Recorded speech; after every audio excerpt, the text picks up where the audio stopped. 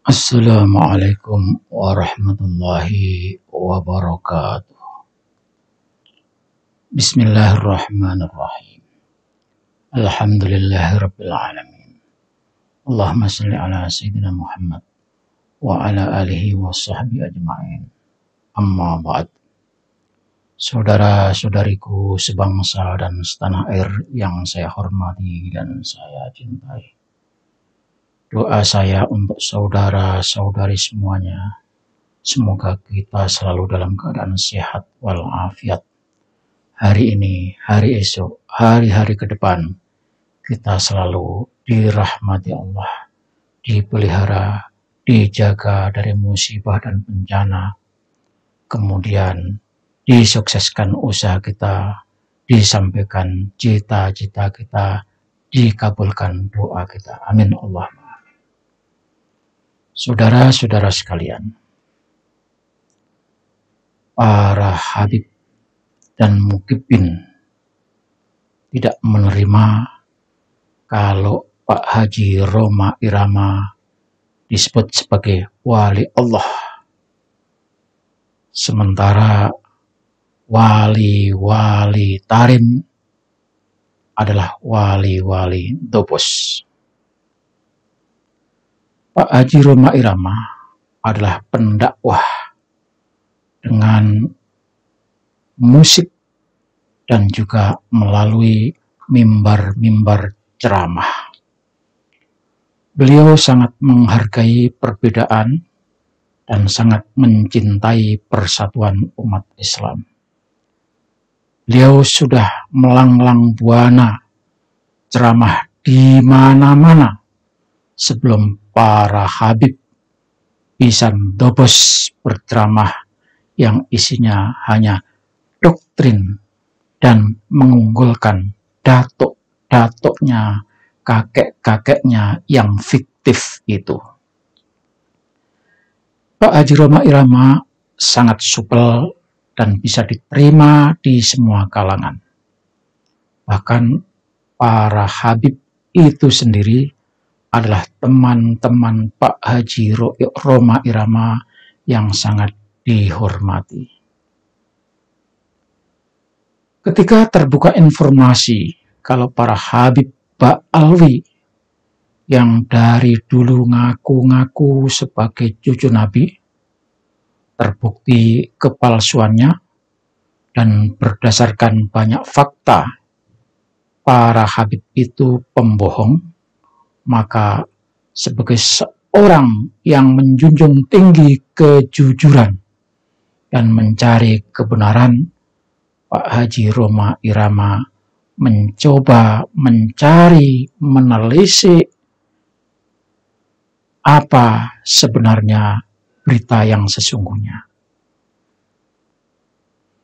Munculnya Pak Haji Rhoma Irama dalam podcast Bisikan Rhoma Irama semula adalah berniat untuk membuat cover website, yakni keseimbangan berita tentang putusnya nasab para habib Ba'alwi, di mana kepada masyarakat akan disuguhkan banyak narasi sumber dari pihak Kiai Haji Imaduddin Osman Al-Bantani yang menulis tesis, juga dihadirkan para pendukungnya, termasuk pendapat orang di luar kelompok Kiai Haji Imaduddin Osman Al-Bantani. Kemudian dari pihak Rabithah Alawiyah, terdiri dari para habib yang mendukungnya juga akan dihadirkan. Itu niat semula. Cover website sudah dilakukan. Beberapa pihak sudah diundang. Bahkan Rabithah Alawiyah dan pasukan pembelanya juga diundang.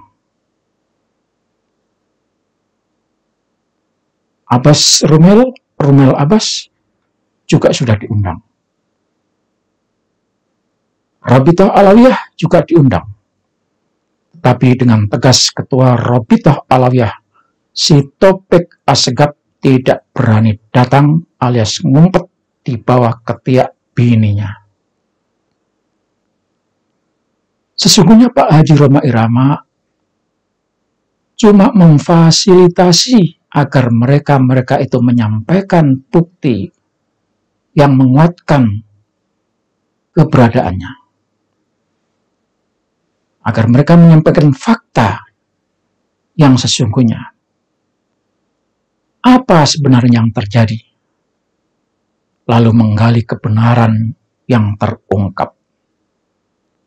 Pak Haji Rhoma Irama bukan ahli nasab. Sekali lagi, bukan ahli nasab.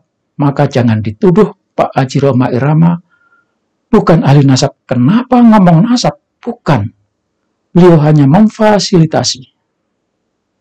Tetapi seperti semua orang yang mengikuti kajian ilmiah, siapa saja bisa menjelaskan kepalsuan para habib sebagai keturunan Rasulullah. Saya yang bukan ahli nasab, dengan mengikuti perkembangan informasi dan kajian ilmiah, bisa menjelaskan kalau habib-habib itu bukan keturunan Rasulullah. Jadi untuk tahu siapa habib sebenarnya itu, tidak harus menjadi ahli nasab. Sehingga berdasarkan fakta, keilmuan, dan data kesejarahan, kemudian didukung oleh hadirnya pakar yang lain, Pak Haji Rhoma Irama lalu menyatakan sikap, memperoleh kesimpulan kalau habib itu bukan keturunan Rasulullah. Dan khusus kepada Rizik Syihab, Pak Haji Rhoma Irama sekarang tidak lagi menyebut habib, cukup Rizik Syihab saja. Disitulah efek bisikan Rhoma Irama mengekor panjang, makin memanjang membahana ke seantero penjuru dunia. Ini membuat para habib dan mukibbin makin terpuruk dan tak punya kehormatan lagi. Melalui podcast Bisikan Rhoma Irama, masyarakat bertambah yakin, bertambah cerdas, dan makin percaya, lalu terus bersuara kalau para habib itu cuma tukang bohong, ngaku-ngaku cucu Rasulullah Shallallahu Alaihi Wasallam, padahal aslinya keturunan Yahudi. Rizik Syihab dan para habib pada ngamuk-ngamuk ketika Pak Haji Rhoma Irama menyatakan sikap, yakin, bismillahirrahmanirrahim, kalau habib itu bukan keturunan Rasulullah. Lalu sekali lagi, Pak Haji Rhoma Irama panggil habib, tidak mau panggil habib, lantaran habib itu hanya tipu untuk mencari uang. Mukibul dan pembela Ba'alwi pada soak dan konslet, lalu mukanya gosong seperti tersambar petir ketika Pak Haji Rhoma Irama mulai menyuarakan kebohongan doktrin khurafat, doktrin halu, dan itu disampaikan dalam berbagai ceramahnya di berbagai tempat. Ada respon yang menggelikan dari para habib dan mukibul. Lalu mereka pada stres, meriang, panas, dingin ketika Al-Mukarram Bapak Kiai Haji Imaduddin Utsman Al-Bantani menyebut kalau Pak Haji Rhoma Irama, tepatnya Bapak Kiai Haji Raden Rhoma Irama adalah wali Allah. Di Indonesia ini ada wali songo, tapi di Tarim adanya cuma wali songong. Kenapa pada stres begitu? Kenapa tidak terima kalau Pak Kiai Haji Raden Roma Irama itu disebut wali Allah? Bukankah Allah menyatakan dalam surat Yunus 62 sampai 63, Ala inna awliya Allahi la khawfun alaihim wa lahum yahzanun alladzina amanu wa kanu yattaqun. Ketahuilah bahwa sesungguhnya bagi para wali Allah itu tidak ada rasa takut yang menimpa mereka, dan mereka pun tidak pernah bersedih. Siapakah wali-wali Allah itu? Alladzina amanu wa kanu yattaqun. Wali-wali Allah itu adalah orang-orang yang beriman dan selalu bertakwa. Jadi orang-orang yang beriman dan orang-orang yang bertakwa itulah wali Allah. Para ulama ahli hikmah sepakat bahwa karomah itu diberikan oleh Allah kepada wali-wali Allah. Sepakat. Dan karomah yang paling tinggi adalah istiqomah, beramal soleh, dan memberikan manfaat bagi umat. Pak Haji Roma Irama sangat istiqomah dalam berdakwah, menyadarkan umat melalui lagu-lagu ciptaannya. Lagu-lagu ciptaannya berisikan ajaran Islam, membuat umat makin beriman dan bertakwa kepada Allah Subhanahu wa Ta'ala. Lagu-lagu ciptaannya memberikan makan, dinyanyikan oleh para pengamen, dinyanyikan oleh para penyanyi di mana saja, dan itu menghasilkan uang untuk bekal hidup dan bekal ibadah. Mereka memperoleh manfaat yang besar dari lagu-lagu ciptaan Bang Haji Roma Irama. Maka betul ketika Kiai Haji Imaduddin Usman Al-Bantani menyatakan, satu lagu saja, misal sebujur bangkai, itu lebih mulia, lebih berkaromah daripada jutaan ceramah Habib yang dobos, yang tidak ada isinya. Menceritakan kakek-kakeknya yang hebat, yang ini, yang bisa itu semua cerita karomah tidak ada manfaatnya bagi para pendengarnya. Hanya membuat kagum, dan pada ujungnya akan membuat orang kultuskan pada kakek-kakeknya. Itu artinya satu Roma Irama lebih mulia daripada 70 Habib yang cuma dobos cerita khurafat, tidak memberi manfaat. Sekali lagi, kenapa para Habib dan Mukibul tidak terima kalau Pak Haji Roma Irama disebut wali? Padahal sebelum Bapak Kiai Haji Imaduddin Usman Al-Bantani menyebutkan kalau Pak Haji Roma Irama, Kiai Haji Roma Irama itu adalah wali, 2 tahun yang lalu lebih sudah ada Kiai Nusantara yang menyatakan kalau Pak Haji Roma Irama itu adalah wali Allah. Kenapa pada songong? Nih cuplikannya.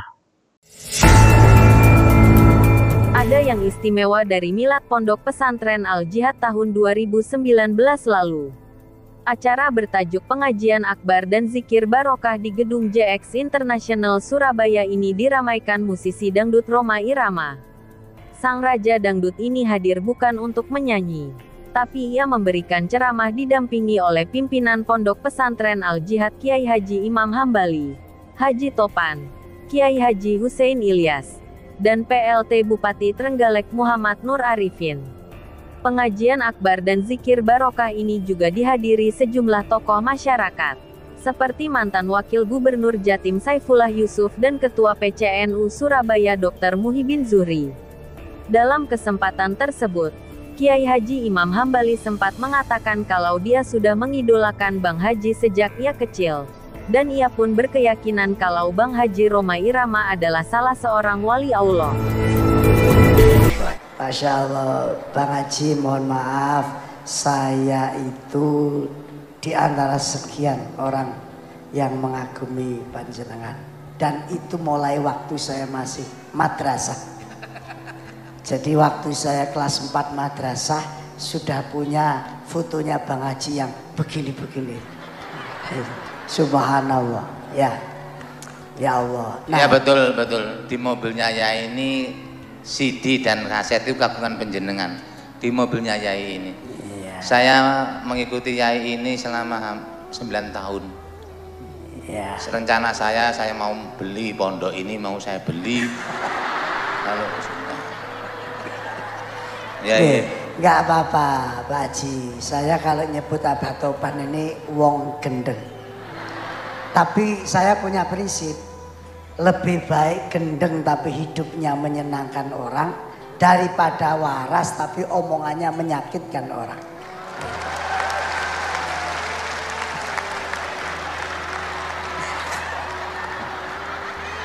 Loh, gak usah GR. Begini Pak Haji, ini maaf terlepas dari semua pendapat itu kan boleh pro kontra. Saya pernah bilang kepada adik saya Kiai Syukron Jazilan, walinya Allah, kekasihnya Allah itu macam-macam. Ada yang ahli Al-Quran, ada yang ahli fikih, ada yang ahli hadis. Dan saya meyakini Bang Haji ini kekasihnya Allah dari segi seniman. Ya, dari segi seniman. Karena apa? Mulai saya kecil sampai sekarang ini, semua lagu-lagunya itu tidak ada satupun yang tidak membawa manfaat. Semuanya membawa manfaat. Subhanallah. Ini keyakinan saya. Soalnya walinya Allah itu enggak sama.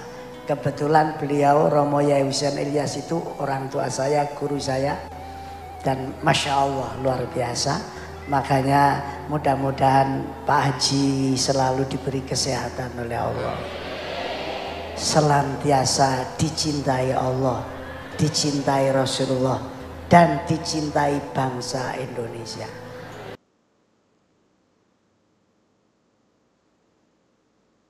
Lagian juga harus dimaklumi, wali itu tingkatannya bermacam-macam.